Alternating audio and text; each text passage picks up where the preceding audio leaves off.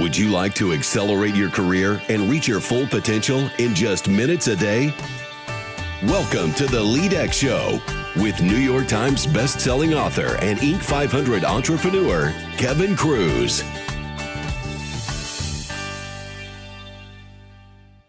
What do you have to do first before implementing change? Hello, everyone. I'm Kevin Kruse. Welcome to the LEADx Show, the smartest way to start your day. Remember, follow the LEADx company page on LinkedIn, and don't forget, connect with me personally. Connect with me directly on LinkedIn. Just search up Kevin Kruse, Kruse, and then send me a connection request, and I will accept it immediately. Today on the show, you're going to hear from an executive coach and author who first learned lessons about leadership the hard way, from experience. We talk about why you should build relationship equity and a simple way to do it, and the importance of looking at your career path 5 to 10 years down the road. But first, today's 1-minute career tip: confidence and humility. The times of my biggest business failures have been the times when I was most certain I was right. Losing $500,000 on the House Call 123 insomnia website. Hiring that writer from China who turns out couldn't really speak or write in English. The last book I wrote on personal branding, an epic failure of sales. Authentic leaders are confident, but humble. They need to believe in themselves when others don't, which I have found is most of the time, but they also have to be open to constructive feedback. They know they don't have the answers to everything, and that's okay. These days, I believe in the vision, and I know that I need to be open-minded in how we get there. Commit to the goals, but be flexible in the tactics. Every day, I need to think about who else needs to hear my vision, and how can I be more open to feedback? LEADx will provide free leadership training and professional development to 100 million people over the next 10 years. How? I don't know. You tell me. Great leaders blend confidence with humility. Our guest today is a former school leader turned executive coach, organizational consultant, trainer, and lecturer. He completed his doctorate in human and organizational psychology, holds 2 masters in education and educational leadership. He is the author of the new book, Becoming the New Boss: The New Leader's Guide to Sustained Success. Our guest is Dr. Naphtali Hoff. Naphtali, welcome to the show. Thank you, Kevin. It's a pleasure to be here. So as I think you know, we have a tradition on the LEADx Show where we're going to talk about your new book in a minute, but I always like to ask our guests to share a time when they failed, because selfishly, we want to learn what you learned from that failure. So tell us a story about time something didn't go so well.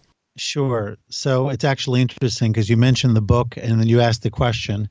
And the truth is the book in many ways is a response to that question. So I'll jump into the question and then I'll make that connection.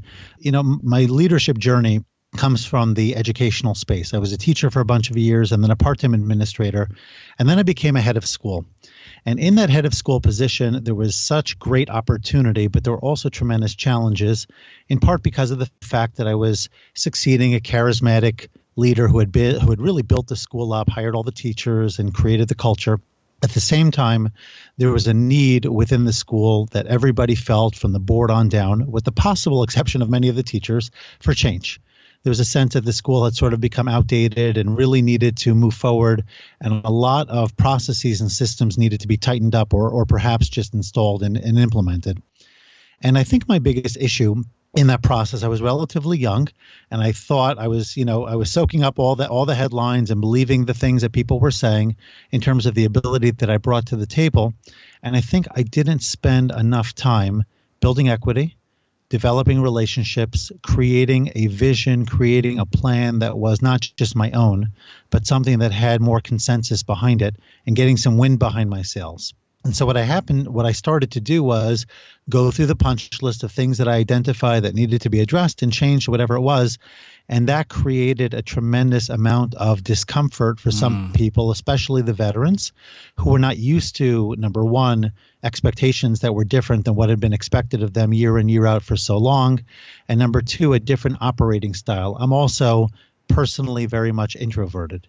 I don't know this for sure, but I think my predecessor was extroverted. And I think stylistically, people had a hard time understanding what it meant when I would close my door. It wasn't me trying to somehow shut them off or not become accessible. It was really a place for me to get my energy, to allow me to focus, and to achieve many of the things that I needed to do without the interruption and the busyness, as you can imagine, that often encounters a principal's desk. So the short answer is, taking things slow wherever I could would be the approach to a problem that I had created, because I try to act too quickly. I try to solve too many problems right away. I try to demonstrate that they made the right hire by bringing somebody in who could achieve the goals that they had set out to achieve, but didn't really do so in a way that created sustainability to the process. And so I spent much too much time undoing damage. We'd call it damage control, trying to undo some of the errors that I made and redo it in a way that would be more sustainable moving forward. And so when I referenced the book, in essence, what I wrote was a book that I felt would be the book that I should have had in my hands when I got started. If it would have been something like that I would have known about, maybe it exists, but I just wasn't aware of it. And I used my experiences and personal anecdotes and, of course, best practice research and things of the sort to really try to present a soup to nuts guideline for people who are transitioning either into leadership or within leadership, of what are the things you need to be mindful of? What is leadership in general? What are the steps you need to be taking? How do you get off on the right foot the first 90 days? All those kinds of things. And at the same time, how do you create a sustained platform for success so that you're not burning yourself out in a few years' time, but you're really in it for the long haul, and you have the balance, you have the sense of purpose, you have all of those pieces that are going to keep you going when the difficulties of work, which are inevitable, are going to set in. So it's an interesting story. And any leadership position, I think, is tough if you're doing it right. And I can't even imagine, being the head of a school where you have multiple constituents, right? I mean, you've got the teachers, you've got the students, of course, you've got the parents, you've got supervisors or outsiders. There's so many people that you're trying to lead and work with. It has to be really challenging. And I think you and I are a lot alike. I mean, I'm an introvert. I'm also a driver. So also in my younger days, I would just see a problem, think I knew how to fix it, and would just implement the change. And then I was shocked when everyone didn't think that was such a good idea. But can you give me an example from back then of like when you realized you were getting some resistance? Like what's an example of how you then built some equity or strengthened some relationships with the teachers? Yes. So with the teachers in particular, what I try to do is engage with them in as many one-to-one conversations as I could, both formal and informal. Initially, I decided the formal route, and truth is I probably could have done it a little bit differently there as well, because I think just the fact that people who were a little bit uneasy with me to begin with were now being invited to my office, may not have created the best context. So maybe having, in retrospect, going to their classrooms, finding some quiet time when their students were at recess or they were on break, and just having a casual conversation, at the same time trying to dig a little bit deeper about what's working for them and what's not. Now, mind you, I had a lot of fans, a lot of things were going right. I don't want to paint this awfully bleak picture, but some of the veterans were also the loudest people in the room. And more importantly, it was a small community type of school where things didn't just stay within the four walls of the institution. Things would move around the community in a variety of different ways, and I'd hear things through members of the board or other people. So I think the real thing is, try to identify what is the issue. So if the issue, for example, is relationships, how do you go back and try to, if not rebuild them, at least try to soften some of the rough edges that have been created, create more opportunities for communication, let people know you genuinely want to hear from them. And then, and this is the most important for me, and I think in general, then you've got to put the work in and you have to demonstrate that it's not just talk. You've got to walk the walk. You've got to show people that ultimately, I'm not just saying I want to hear from you, but these are the things I'm doing with the information that you've shared with me. And the more that you could be transparent, the more that people see that what you're asking of them is demonstrated in the following outcome, the following result, the more they're willing to invest and trust in you moving forward. Great advice. And LEADx family, there's a lot of gold in that answer, but tactically, I want to highlight two things. First of all, the power of having one-on-one conversations. There's nothing that can really replace that. But Naphtali, you also mentioned that, retrospect, you maybe could have gone to the classrooms rather than them, coming into your office.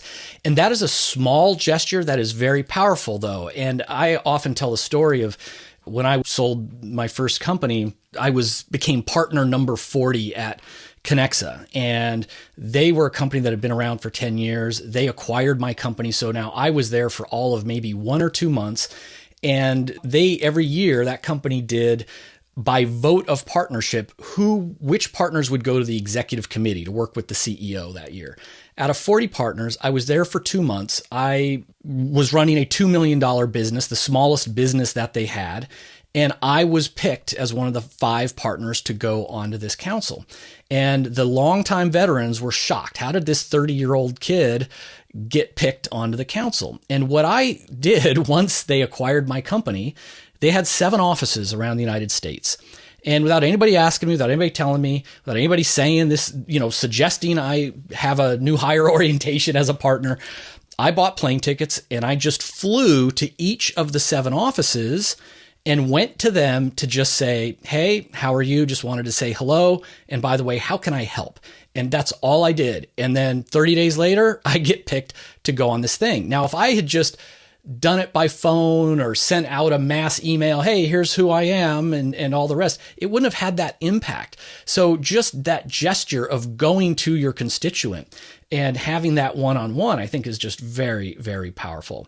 And Naphtali, let's turn more directly to your book. Again, it's Becoming the New Boss, the New Leader's Guide to Sustained Success.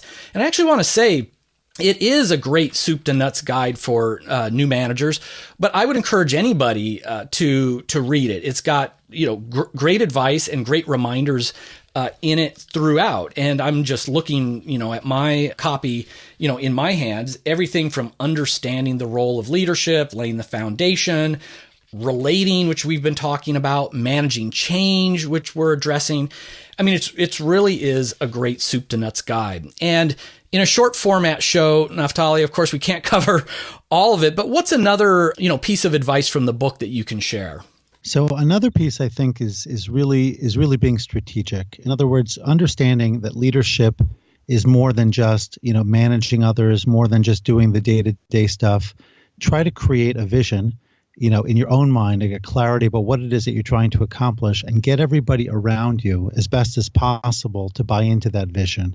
I think that when people understand the why, we hear a lot about that, Simon Sinek and others talking about this sense of purpose. That's really what drives people, in my estimation, to go to work every day and do so with enthusiasm. One of the issues, the maladies, if you will, that research continually talks about is that we have very poor workplace engagement. People just don't have a sense of, am I really doing what I love to do? And am I doing it, and am I positioned to do what, the specific role that's best for me? And that's a bigger conversation. But I think in its essence, when people could rally around a big idea, when people understand that your leadership is not just the next person to fill a seat, but you're going to try to take everybody forward and sort of be the rising tide that raises all ships. That to me is an extremely powerful concept. And to your point from before, even though the book is sort of marketed to the new leader, you are right. I would say that consistently, people tell me, no matter where they are in their own journeys, most of these people are veteran leaders who have been at it for a while. They continually say that the book contains many, many resources and many ideas that are universal. And I mention that here because I think that whoever's listening to our conversation, you can pick up the book, you can find where in the book it really speaks to you the most. But the key thing is that if it creates sort of like a vision of where do you want to go with all of this? And I think that that's a guiding light and principle that we could use no matter what we're doing. And so that's something that I want to reinforce and emphasize. I think that's great.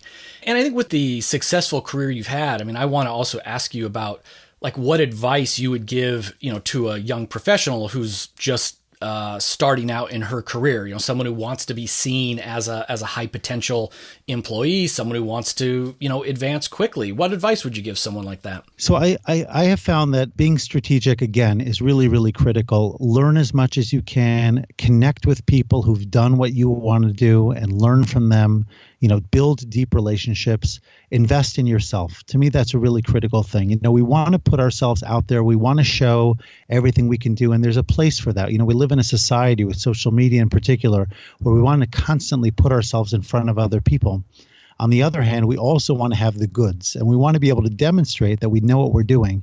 And the best way I found to do that is to learn, be strategic, and be committed, so that you're not just sort of getting on a little bit of a high and doing some work and then you get back into your routine. Be strategic about your learning. What are the goals you want to achieve? Where do you want to be in 5 and 10 and 15 years from now? And what are the skills that those people have and you don't presently have but need to get in order to get there? And I feel that too many people, they're just so desperate to get that first job. And I get it. You've worked really hard in college and you want to succeed. So you want to jump right in and get to work. And we lose sight of, well, where do we really want to go in all of this? Are we going to allow our job to dictate our journey? Or are we going to be in charge and in control of our journey and use the job as a piece towards that end? And I think if you use that second model, it really has a much greater sense of purpose and sustainability, because you have a sense of control over who you are and what you're going to become. And you're never losing sight of the things you need to be doing in order to ultimately get there. That's great. Naphtali, how can our listeners find out more about you and your work? They can go to my website, which is impactfulcoaching.com. I actually have a second website, which is the book website. I'll mention that quickly. It's becomingthenewboss.com. They could also reach out to me by phone at 212-470-6139 or email at nhoff@impactfulcoaching.com. With over 100 guests on the LEADx show so far, you are the first to give your personal phone number, and I massively respect that. I am all about providing value, one human being at a time, and that was very, very generous of you to share your number. Thank you. My pleasure. It's like you said before, to me, it's all about connecting. And I feel that no matter how much a person might find about me and the work that I'm doing on my website, if we're able to have conversation, that's really where the real value is. LEADx family, I always like to challenge you to get at least 1% better every single day. And I think the challenge of the day for today is going to be picking up on the advice of pause and think about, where do you want to be in 5 or 10 years? Pause and think about where you hope to be, and now come back and say, what do you need to learn? Who do you need to meet? Who do you need to know? And what experiences do you need to have in order to get there? That's our challenge of the day. Naphtali, thanks so much for coming on to the LEADx show. It's been my pleasure, Kevin. Thank you for a great conversation. Friends, before we go, remember, at LEADx, we're on a mission to give free leadership training and professional development to everyone, anywhere, at any time. Visit leadx.org to check out our upcoming webinars and online training events, and subscribe to our newsletter to be notified of new offerings. And please take 1 minute to go to leadx.org/subscribe to subscribe and leave a rating on iTunes, because we're at 227 reviews as of this moment, and I need to get to 300. Just in the last week, we've had awesome 5-star ratings from Garth, Trish Way, Di in AZ, Tri Guru, Indigo Cole, Elsie Flores, and so many others. Please join them. leadx.org/subscribe. Until next time, remember, your family, your team at work, your community, we all need you to lead with intent. How will you lead today?